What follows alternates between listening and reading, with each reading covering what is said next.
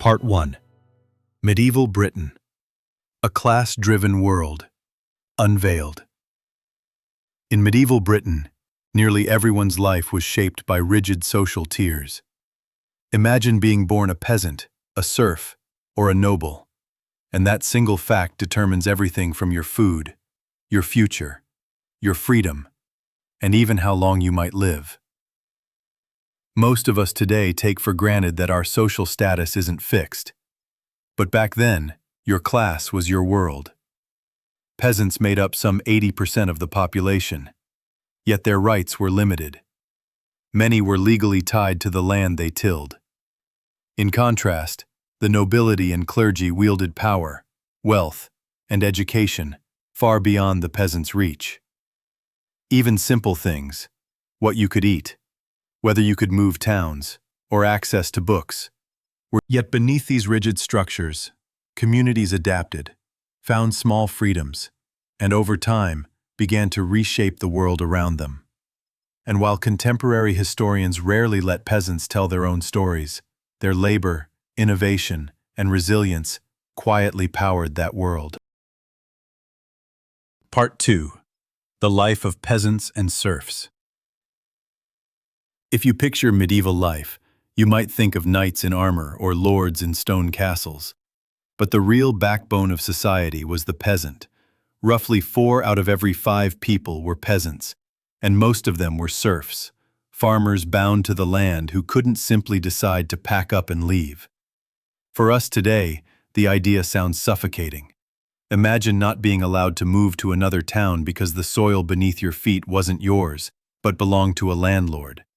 And yet there was a strange balance to it. A serf's family might remain tied to the same strips of land for generations, cultivating crops, raising. This wasn't a static world, though. Innovations like the 3-field rotation system, new plowing techniques, and the careful draining of marshes gradually transformed agriculture. Suddenly, peasants could produce more food from the same soil, supporting larger families and even creating surpluses for trade. Some peasants managed to rise above subsistence. A clever farmer who invested in sheep for wool or brewed ale on the side could build modest wealth, enough to set his family apart. It wasn't social mobility as we know it, but it proved that even within strict systems, ambition and good fortune could shift a family's destiny. Yet the story of peasants and serfs is also one of tension. They were expected to fund abbeys and monasteries with their labor, while rarely seeing inside the walls of those grand buildings. They bore the weight of society's survival, but lived with little recognition. This mix of endurance, innovation. Part 3. Farming innovations and daily toil. To understand medieval Britain, you have to step into the fields where most people spent their days. Farming wasn't just an occupation, it was survival. The methods may look primitive to us now, but for their time, they were groundbreaking. The open field system divided farmland into vast shared fields, which were then split into narrow strips. A family might cultivate several of these scattered strips, ensuring no one household bore the risk of poor soil alone. Community cooperation was baked into the system. Plowing, planting, and harvesting often required collective effort. One of the biggest leaps forward was the 3-field rotation system. Instead of exhausting soil by planting the same crops year after year, villagers alternated between grains like wheat or rye, nitrogen-rich plants such as legumes, and a fallow period to let the earth recover. It was a clever form of sustainability long before the word existed. But farming was also backbreaking and relentless. Seasons dictated everything. Summer was for sowing and tending crops, autumn for harvesting, winter for slaughtering animals and preserving food, and spring for preparing the next cycle. A bad harvest meant hunger, and 2 in a row could spell famine. And yet, even in such risk, peasants found resourcefulness. Many raised sheep for wool, a product so valuable that England became a key player in international trade. Others turned their cottages into small workshops for weaving, brewing, or tanning hides. These cottage industries allowed families to scrape together extra income and sometimes achieve surprising prosperity. Still, every innovation was shadowed by the reality that peasants carried society on their shoulders. The wealth of nobles, the prayers of monks, the power of kings, all depended on those who bent over fields day after day, coaxing life from the soil. Part 4. Animals, Power, and Survival. Farm animals weren't just companions in medieval Britain. They were essential technology. Oxen, for example, were the tractors of their age. Strong and steady, they pulled the heavy plows that cut deep into clay soils. Horses came later, once the invention of the horse collar allowed them to pull without choking. Faster but more delicate, horses sped up plowing and also served as transport, carrying goods to markets or people to Animals meant more than food or labor. They were security. Cows provided milk and butter, pigs fattened for the winter slaughter, and sheep gave the miracle fiber, wool. Unlike grain, wool could be sold and traded widely, connecting remote villages to faraway markets in Flanders or the Baltic. In a sense, sheep carried peasants onto the global stage. Many families grew prosperous by weaving wool into cloth or selling fleece to merchants, showing that opportunity could be found even within rich. Yet reliance on animals also tied peasants closely to the rhythms of nature. A sick cow or a failed lambing season could devastate a family. Livestock required constant care. Fodder had to be harvested, barns maintained, fields rotated for grazing. There was no break, no winter holiday, only survival. It is striking to think how these creatures, so ordinary in appearance, shaped the destiny of millions. They powered fields, fed communities, and wove the fabric of trade that linked medieval Britain to the wider world. Part 5. Climate, Famine, and Fragile Stability. For medieval peasants, survival was a negotiation with the weather. During the so-called medieval warm period, roughly from the 10th to early 14th century, Europe enjoyed milder winters and longer summers. This meant longer growing seasons, better harvests, and relative stability. The abundance helped populations grow and even encouraged villages to expand into once marshy or wooded lands. To a farmer, good weather was wealth itself. But nature's generosity was not permanent. By the early 1300s, Europe's climate shifted toward what historians call the Little Ice Age. Winters grew harsher, summers wetter, and crops failed with frightening frequency. From 1315 to 1317, the Great Famine devastated the continent. Heavy rains drowned fields, grain rotted before it could be harvested, and livestock perished in the mud. For peasants already living close to the edge, this was catastrophic. Many were forced to eat spoiled bread, slaughter seed animals meant for breeding, or in the darkest cases, abandon children they could not feed. Death tolls climbed, and entire villages were scarred by hunger. These climatic swings revealed the fragility of medieval life. Innovations like the three-field system or the heavy plow offered progress, but no tool could outmatch a sky that refused to cooperate. The church called for prayer and fasting, but peasants knew that no amount of devotion could guarantee rain or sun at the right time. It is sobering to realize how a few years of bad weather could undo decades of labor. Part 6. The Rise and Fall of a Peasant Family. The story of medieval peasants becomes more vivid when we follow real families. Take the Collins family, whose life was recorded in fragments of court and land documents. In the 1270s, Thomas Collins owned around 15 acres, a respectable holding for a peasant. He raised cattle, sheep, and even geese, while his wife brewed beer for extra income. In a village where most scraped by, the Collins household looked prosperous, almost edging into what we might call middle class. But fortune in medieval Britain was fragile. By the 1290s, Thomas was heavily in debt. He had pledged himself as guarantor for neighbors, mortgaged future harvests, and could not repay even small sums. Eventually, he was forced to sell his land, though as a serf, it wasn't truly his to sell. The abbey that owned the estate purchased it cheaply, leaving Thomas with little to fall. What became of the Collins women is uncertain. Some may have moved away, seeking service in towns. Others may have succumbed to the famine that swept Europe soon after.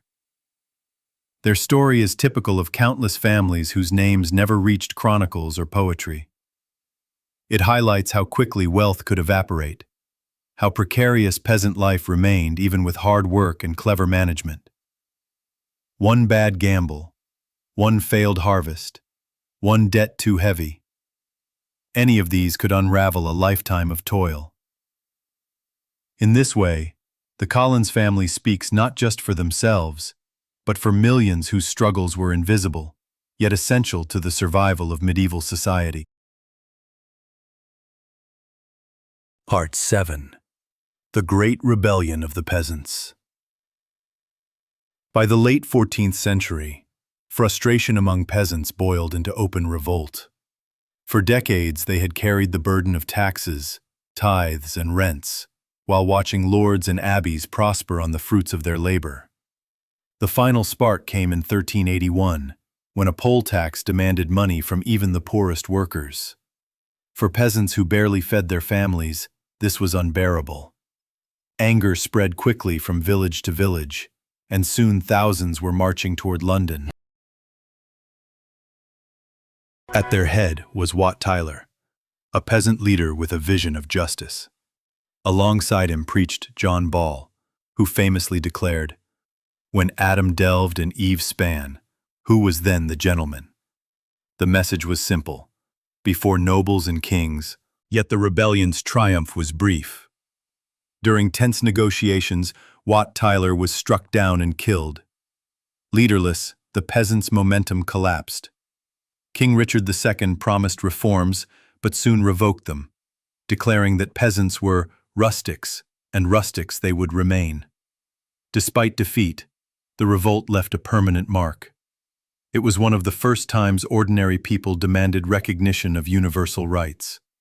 Though crushed, it showed that peasants could imagine and fight for a different world, planting seeds of resistance that echoed for centuries. Part 8. Religion, Authority, and Everyday Faith. Religion was woven into every thread of medieval life.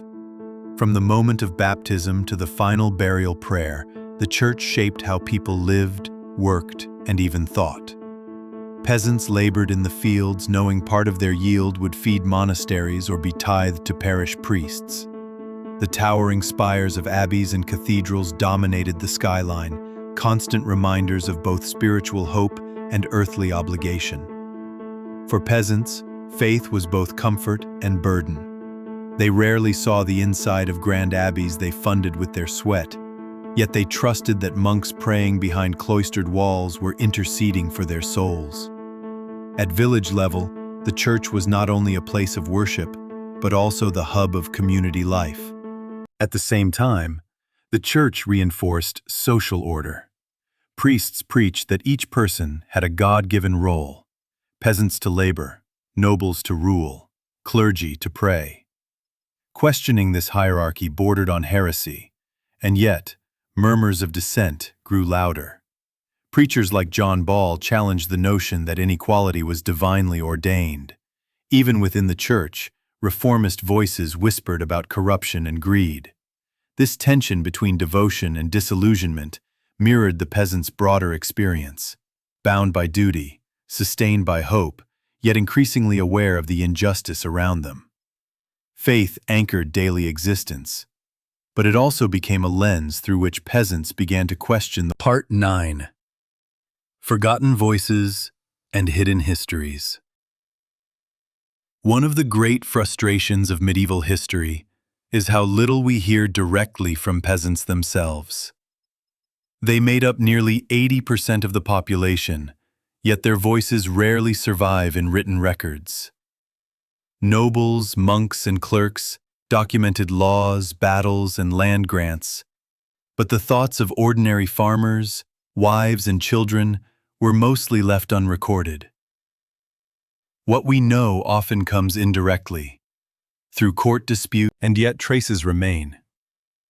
The barns, cottages, and open fields that survive tell us as much as chronicles. Tools pulled from the soil speak of innovation and resilience. Even the scars of famine and plague, etched into skeletal remains, whisper of lives lived under relentless pressure. Peasants didn't leave polished memoirs, but their labor built the wealth that funded manuscripts, castles, and cathedrals. Without their work, medieval culture would have had no foundation. The neglect of their voices is not accidental. Medieval society often dismissed peasants as unimportant, and later generations followed suit, focusing history on kings and wars. Only recently have historians worked to piece together their stories, finding dignity in fragments. It's a reminder that history isn't only about the powerful. It's about the countless unnamed who quietly sustained the world.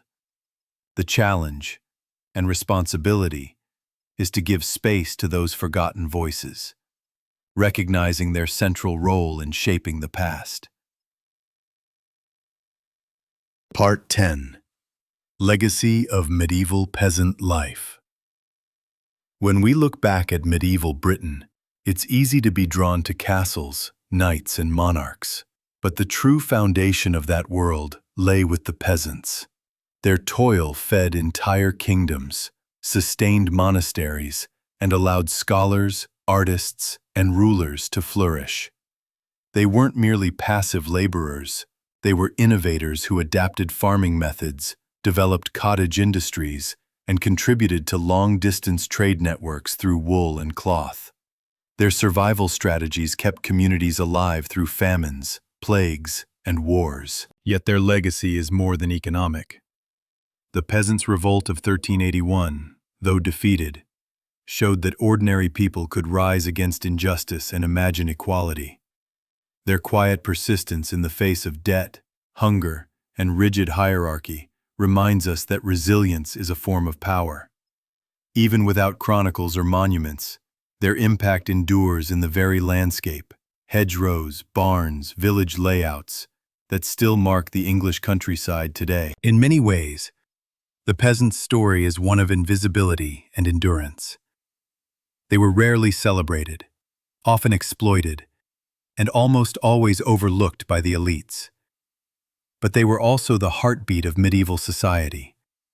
To understand them is to understand the hidden structure of the Middle Ages, a society propped up by those whose names we will never know, but whose collective strength shaped history.